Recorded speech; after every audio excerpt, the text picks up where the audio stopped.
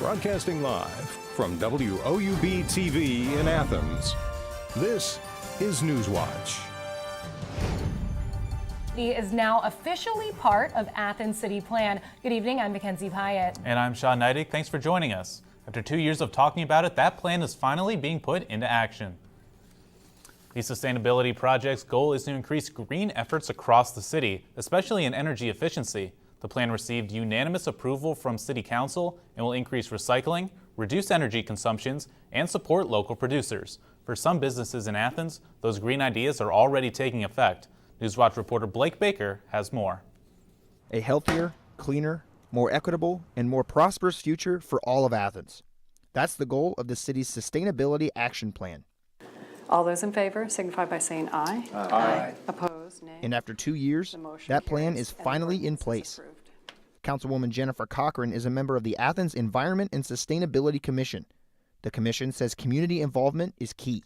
We hope to have future input from citizens and for this to be a living, breathing document that people can pick up and say, oh, well, what are some things that I can do in my home? We want for folks to really engage with the plan and engage with everyday actions on how they can contribute to sustainability in the city.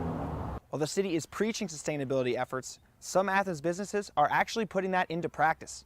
Along with the Jackie O's Brewery on Stimson Avenue, Devil's Kettle Brewery and Little Fish Brewery are installing solar panels on the roof. And for Little Fish specifically, this process has been a long time coming. Little Fish's solar panels are being installed after over a year and a half of planning. But co-owner Sean White says it's worth it and that he plans to see results right away. You're going to be saving money immediately, like your next electrical bill. The savings on your electrical bill may be more than the amount you have to pay for your loans. As beneficial as solar panels are for reducing energy use, White says there's a much easier and much cheaper way of saving energy. I would very much recommend people to look into their own utilities and energy efficiency and their waste streams and make sure that they're doing all right there, because often that can be even more green than putting solar panels on your roof. Little Fish's solar panel installation should be completed by the end of the week. Little Fish also plans to audit its waste to continue reducing energy use at the brewery. To find out details on how businesses like Little Fish plan to expand energy efficiency, visit woub.org and click on Student Media. The family of an Albany man who died of a flesh-eating bacterial infection is suing area medical facilities.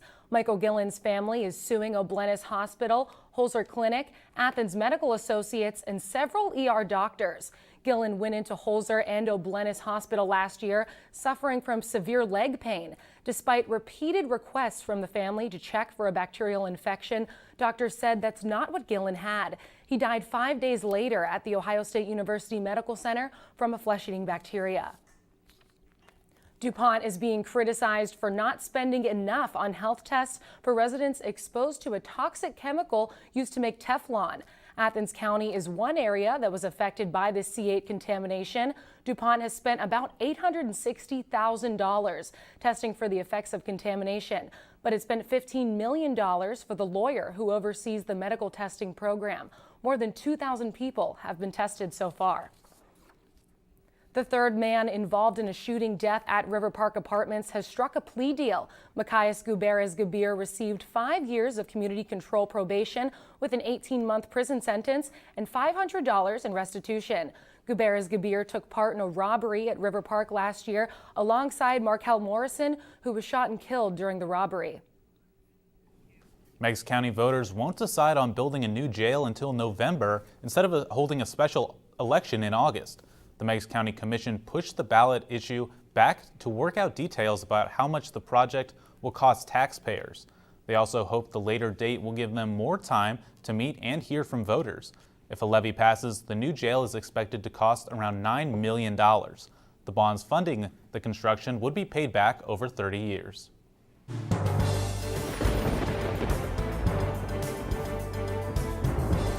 How's it going, folks? I'm Josh Gregory, your regional weather source for today. And just looking at today, you can already notice a huge difference from yesterday. We were seeing some thunderstorms late in the night, but today it's very beautiful out, very clear skies, very warm. I encourage you to enjoy this weather as we will have some scattered rains throughout the week. But for now, 76 in Athens. And as we look in our area, that's a trend we're going to see up north in Columbus, 74, and in Newark, 73, Cambridge, and New Lexington. As we dip down to Ironton, 76, so not a whole lot of fluctuation in the temperature. And into the night, it's really just going to stay the same. Mild temperatures across the board, 55 in Athens, and in 58 up in Columbus, 56 in Ironton. Not a whole lot going on tonight. We will see more cloud coverage, but for the most part, relatively mild night. And here's a look at how to plan your night. 66 at 9, 61 at midnight, and then we will see a little bit of those showers coming our way at the early hours of the morning, and a 58 at 3 a.m. And with that, I am going to throw it on back to you, Sean. Be prepared for some wet weather later this week. Yeah, it's gorgeous now, so I'm waiting to get outside and enjoy it some more. Thanks, Josh. An Ohio State lawmaker has avoided a felony charge that could have caused his automatic dismissal from the legislature. Representative Wes Rutherford of Hamilton was indicted by a Butler County grand jury on a misdemeanor charge of driving under the influence. Rutherford was also originally charged with improper handling of a firearm in a vehicle, which is a felony, but he was not indicted on that count. Rutherford was arrested March 12th after he was found passed out behind the wheel at a McDonald's with a loaded gun in a car seat. An Ohio man who sold heroin that caused more than 24 overdoses in West Virginia has been sentenced to more than 18 years behind bars. Bruce Lamar Griggs of Akron was sentenced yesterday in Huntington for selling the drug that was laced with elephant tranquilizer. Griggs was arrested in late August. Authorities say 28 people overdosed on August 15th after using heroin sold by Griggs. Authorities say the heroin was laced with carfentanil, an opioid 10,000 times stronger than morphine, and used as elephant tranquilizer. An Appalachian coal company is trying to make the transition from fossil fuels to renewable energy. The Berkeley Energy Group, EDF Renewable Energy, and former state auditor Adam Edelin said today that the company wants to turn one of its former strip mines near Pikeville into a solar farm. The solar farm is expected to produce between 50 and 100 megawatts of electricity that could be sold to power companies. Adding the hundreds of thousands of panels is expected to cost tens of millions of dollars. A special election in Georgia could determine the future of the Republican Party while President Trump remains in office. And the nationwide manhunt for the Cleveland Facebook killer comes to an abrupt end. These stories and more when Newswatch returns.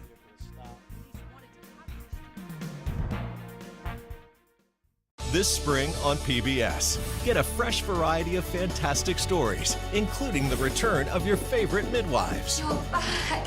Oh, bro. An epic telling of World War I. The modern version of the United States is born out of this war. An amazing escape. We're picking up 2 hot spots. There is something there. And the struggles of wartime women. We are all fighting in our own way. All this and more, all this spring, only on PBS.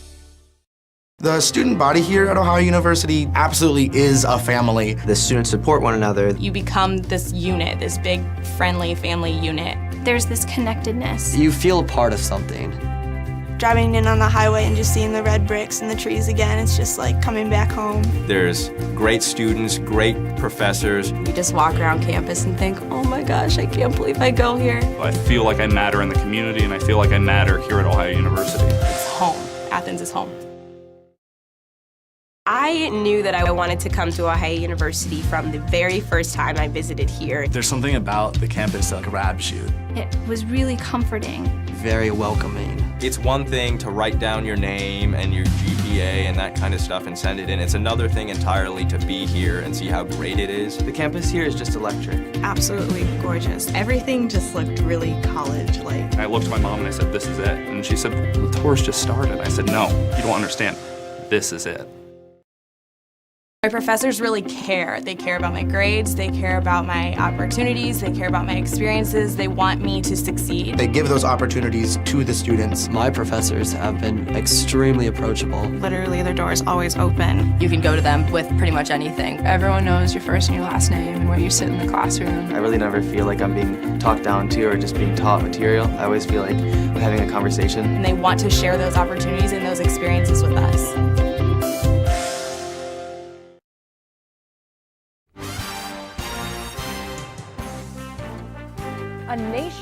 nationwide manhunt for the suspected Cleveland Facebook killer is over. Police say an employee at a McDonald's in Pennsylvania spotted Steve Stevens and called police.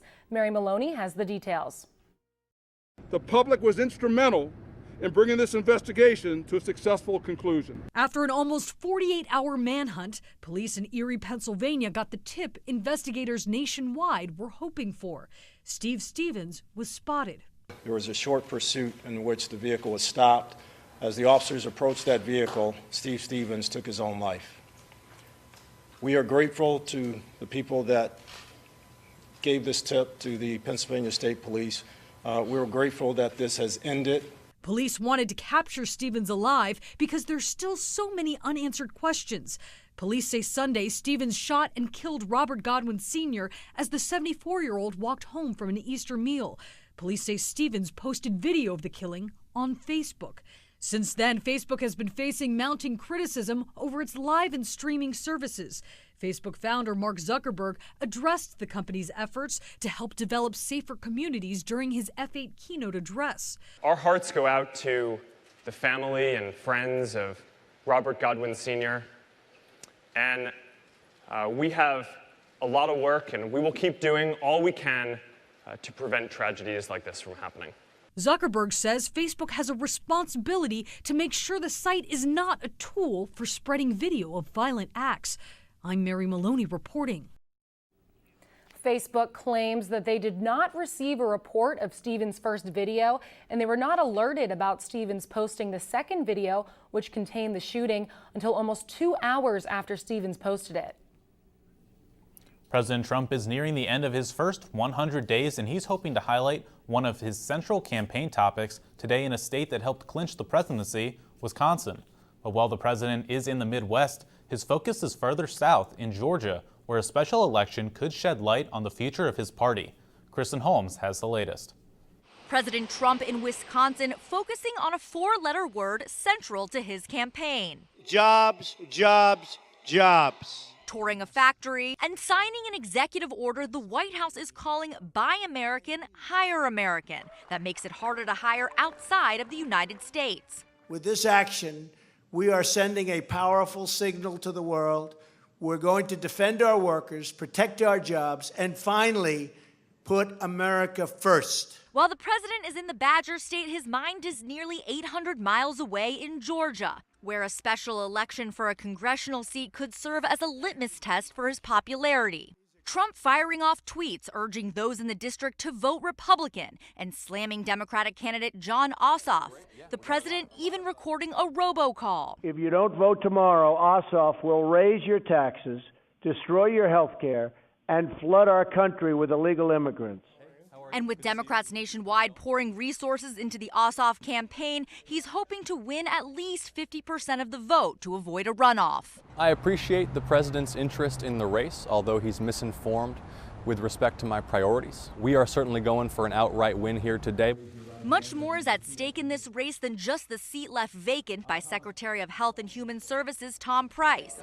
A win for Democrats could give them momentum heading into 2018 and cause Republicans to scramble to hold on to their majorities on Capitol Hill. In Washington, I'm Kristen Holmes. The polls for the special election race in Georgia's 6th district close at 7 p.m.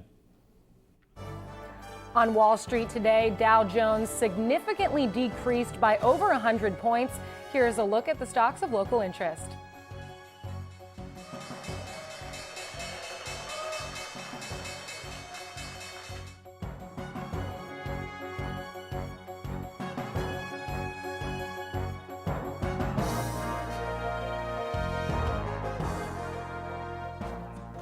Find out how much of an impact your health decisions can have on your child's eating habits. That story's still ahead. And warmer temperatures are on the way, but rain is coming with it. I'll have more on that next on Newswatch and my extended forecast. Professors really care. They care about my grades, they care about my opportunities, they care about my experiences, they want me to succeed. They give those opportunities to the students. My professors have been extremely approachable. Literally, their door is always open. You can go to them with pretty much anything. Everyone knows your first and your last name and where you sit in the classroom. I really never feel like I'm being talked down to or just being taught material. I always feel like I'm having a conversation. And they want to share those opportunities and those experiences with us. This spring on PBS, get a fresh variety of fantastic stories, including the return of your favorite midwives. You're back, Abra. An epic telling of World War I. The modern version of the United States is born out of this war. An amazing escape. We're picking up 2 hot spots. There is something there. And the struggles of wartime women. We are all fighting in our own way. All this and more, all this spring, only on PBS. I knew that I wanted to come to Ohio University from the very first time I visited here. There's something about the campus that grabs you. It was really comforting. Very welcoming. It's one thing to write down your name and your GPA and that kind of stuff and send it in. It's another thing entirely to be here and see how great it is. The campus here is just electric. Absolutely gorgeous. Everything just looked really college-like. I looked at my mom and I said, "This is it." And she said, "The tour's just started." I said, "No, you don't understand. This is it." The student body here at Ohio University absolutely is a family. The students support one another. You become this unit, this big, friendly family unit. There's this connectedness. You feel a part of something. Driving in on the highway and just seeing the red bricks and the trees again, it's just like coming back home. There's great students, great professors. You just walk around campus and think, oh my gosh, I can't believe I go here. I feel like I matter in the community, and I feel like I matter here at Ohio University. It's home. Athens is home.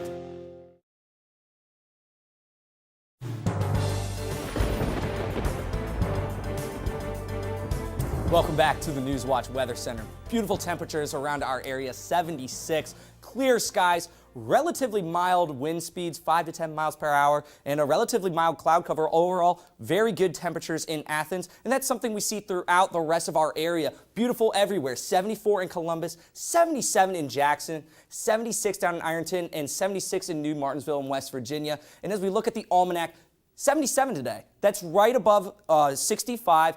So we're definitely above average temperatures. Pretty warm for spring weather. 55 are above the average low. So just no record-breaking temperatures today, though, but definitely way above average. And I mentioned rain earlier in my first weather forecast, and here is the culprit for that. This storm system in the southwest is going to come into our area, and overnight we are going to see a little bit of this relatively over Athens. Columbus and Newark may be safe, but if you live in the southeast, it's going to affect you. And this storm system below is going to push its way north into our area tomorrow and on Thursday. So it's going to be a lot of scattered showers, a lot of chances for some rain and even some thunderstorms. Like tonight, chance of rain 55 degrees, increasing clouds and chances of rain after 1 a.m. So early hours tonight, tomorrow, scattered showers. And then that's something we're going to see throughout our area. More cloud coverage, mild temperatures, 55 in Athens, 58 in Columbus, and then 59 in Ripley. And as we look, here is our planner for tonight, 66 at 9. Relatively mild, like I said, throughout. Nothing much is going to change until early hours in the morning when we see those scattered showers around 3 a.m., 4 a.m., 58 degrees then, but that's going to have huge implications in the morning. So at the bus stop, 56 degrees, scattered showers. Make sure those kids have those umbrellas. They're going to want it. Stay dry, but those temperatures are going to be pretty nice. If you want to plan your day accordingly, make sure you have an umbrella. That's really going to help you. Stay dry. It's going to be warm, but it's also going to be wet. And 74 degrees tomorrow. And then there's a chance of thunderstorms in the late afternoon, something that's not just here, but throughout our entire area. So 76 in Columbus, 72 in New Lexington, and 76 in Ironton. Like I said, warm temperatures, but a lot of rain is coming our way. And so here's where we can see most of this in our extended forecast. 74 degrees tomorrow, and then we've got chances of thunderstorms both tomorrow and Thursday, and 81 degrees Thursday. That's the warmest going to be throughout the year. And then as we look to Friday, Saturday, and Sunday, we don't see that rain go away just yet. We see the temperature dip, but we don't see that rain go away until next week, the next work week. Monday, 66 degrees, and then as we get into Tuesday, 68, and we see those clear skies again. And with that, I'm going to throw it back over to you, Mackenzie. Thanks, Josh. It's common knowledge that it's important to develop healthy eating habits in children at a young age, but the example that parents play in health decisions they are making for themselves may have a larger impact than you realize. Holly Furfer has more in today's Health Minute. Building healthy eating habits are crucial when it comes to kids. Kids will eat what we give them. So when we are feeding our kids, we need to start by feeding them the healthy foods. And when it comes to heart health, the sooner the better. That's according to researchers at Northwestern University's Feinberg School of Medicine. You actually can develop coronary heart disease, plaque in the heart arteries, as early as 8, 9, 10 years old. Obesity, cholesterol, blood pressure, eating the wrong things, and then things like sedentary lifestyle. Those are all very firm, hard, fast risk factors for heart disease. So what should parents do? Your kids are going to do what you do. They're not going to necessarily do what you say. So if they see you planning your meals around fruit and vegetables, they'll be more apt to do that themselves. And get them up and moving. According to the National Institutes of Health, kids need about an hour of physical activity every day. And if parents join in, those healthy habits will be formed in no time. For today's Health Minute, I'm Holly Furfer. According to the CDC, the childhood obesity rate has more than doubled in children ages 2 to 5 and more than tripled in children ages 6 to 11. To find out more on how childhood obesity is impacting the local area, you can visit WOUB.org. I'm Blake Baker here for sports. OU athletes are racking up hardware. Stick around to see who's winning what. And Ohio softball is wrapping up a road matchup with an arch rival. We'll have the full rundown when Newswatch returns from the break. And stay tuned to WOUB. Here's a look at what's coming up tonight on your public television station.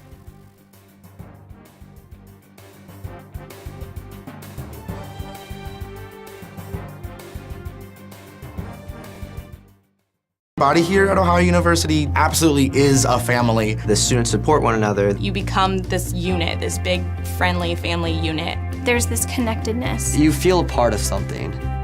Driving in on the highway and just seeing the red bricks and the trees again, it's just like coming back home. There's great students, great professors. You just walk around campus and think, oh my gosh, I can't believe I go here. I feel like I matter in the community, and I feel like I matter here at Ohio University. It's home. Athens is home. This spring on PBS, get a fresh variety of fantastic stories, including the return of your favorite midwives. You're back. Barbara. An epic telling of World War I. The modern version of the United States is born out of this war. An amazing escape. We're picking up 2 hot spots. There is something there. And the struggles of wartime women. We are all fighting in our own way. All this and more, all this spring, only on PBS. My professors really care. They care about my grades, they care about my opportunities, they care about my experiences, they want me to succeed. They give those opportunities to the students. My professors have been extremely approachable. Literally, their door is always open. You can go to them with pretty much anything. Everyone knows your first and your last name and where you sit in the classroom. I really never feel like I'm being talked down to or just being taught material. I always feel like I'm having a conversation. And they want to share those opportunities and those experiences with us. I knew that I wanted to come to Ohio University from the very first time I visited here. There's something about the campus that grabs you. It was really comforting. Very welcoming. It's one thing to write down your name and your GPA and that kind of stuff and send it in. It's another thing entirely to be here and see how great it is. The campus here is just electric. Absolutely gorgeous. Everything just looked really college-like. I looked at my mom and I said, this is it. And she said, the tour's just started. I said, no, you don't understand. This is it.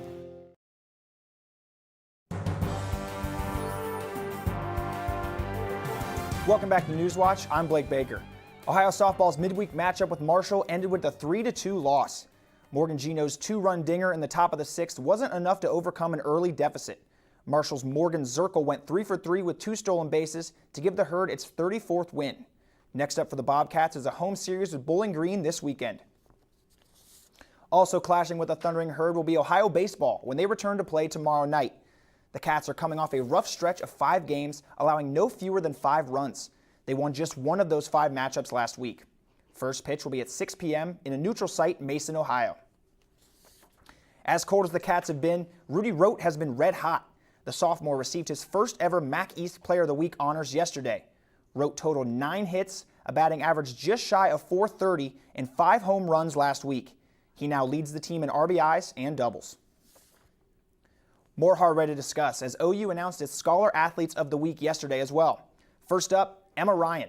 The senior accounted for 3 top 10 finishes at last week's Charlotte Invitational, including a win in the javelin throw, and that was 1/4 of Ohio's total top 10 places at the event. Ryan is a nursing student with a GPA over 3.5. And Peyton White was also recognized after a career week. White won his 2nd tournament in his last 3 tries, taking home the Rutherford Intercollegiate Trophy this weekend. The senior is complimenting his accolades on the course with success as a finance major. He holds a GPA over 3.6 to his name, as well as multiple tournament titles. Let's take it back to the Diamond. The Cleveland Indians opened a 4-game series with Minnesota last night, stealing a 3-1 win. The Twins struck first when Eddie Rosario roped an RBI single into center late in the 2nd, but it was all Cleveland from there, as Edwin Encarnacion and Michael Brantley delivered from the middle of that Tribe lineup. Danny Salazar took home his first win of the season after 6 innings on the hill. The series' 2nd game will begin at 8:10 tonight. The Pittsburgh Pirates were also in action last night against division rival St. Louis. The Buccos couldn't pull out a 4th straight win, falling 2-1. It was a pitching duel as the Cardinals' Lance Lynn lasted 7 scoreless innings, and even with the loss, Pittsburgh's Ivan Nova tossed a complete game. RBIs from Colton Wong and Jose Martinez were just enough to edge Pittsburgh and snap the Cardinals' 3-game losing streak. Tonight's game will start at 8:15 for Busch Stadium. Bad news for Pirates fans today. Major League Baseball announced Pittsburgh's Starling Marte is suspended 80 games for testing positive for performance-enhancing drugs. Marte is fresh off a trip to the All-Star game last season and can return to the lineup in mid-July. All right, now back to the games. We'll stay in the NL Central Division to talk about the Reds, who host interleague foe Baltimore tonight. The Redlegs ranked 2nd in the MLB in runs scored and hope for help from veteran Bronson Arroyo after 2 rough starts. Both teams come into the game with 8 wins, and it's the first game the Orioles have played in Cincinnati since 2005. First pitch is scheduled for 7:10. A lot going on in sports today, but folks, that's all I got. I'm Blake Baker tagging out. Toss it back to the tag team. All right, thanks, Blake. The Avondale Police Department swore in a new member to the team. As a late April Fool's joke, the police department swore in its pet bearded dragon as a prank. The department first introduced its scaly friend early this month. The police department posted the pictures on its Facebook, and of course they went viral. Jokingly, the department said the bearded dragon had ability to sniff out drugs better than its trusty canines. Now over to Josh for final weather. Thanks, Sean. So tonight, 55 degrees, increasing clouds, and with those clouds, an increasing chance of rain in the early hours of the morning, and with that, some mild wind speeds from the east, and that's something that's going to continue on to tomorrow. 74 degrees, really warm, typical temperatures for now, but we've also got a chance of thunderstorms later in the afternoon with those mild wind speeds still in effect. And then looking into tomorrow, those thunderstorms are not going to go away quite yet. We're going to see a small chance of those Friday, Saturday, and Sunday, especially with a little cool down in our temperatures throughout the week after Thursday. Thanks, Josh. And that does it for our broadcast this evening. Thanks for watching. I'm Sean Neidig. And I'm Mackenzie Pyatt. Stay tuned for the PBS NewsHour coming up next. And remember, you can find the latest news anytime at WOUB.org. Have a great night.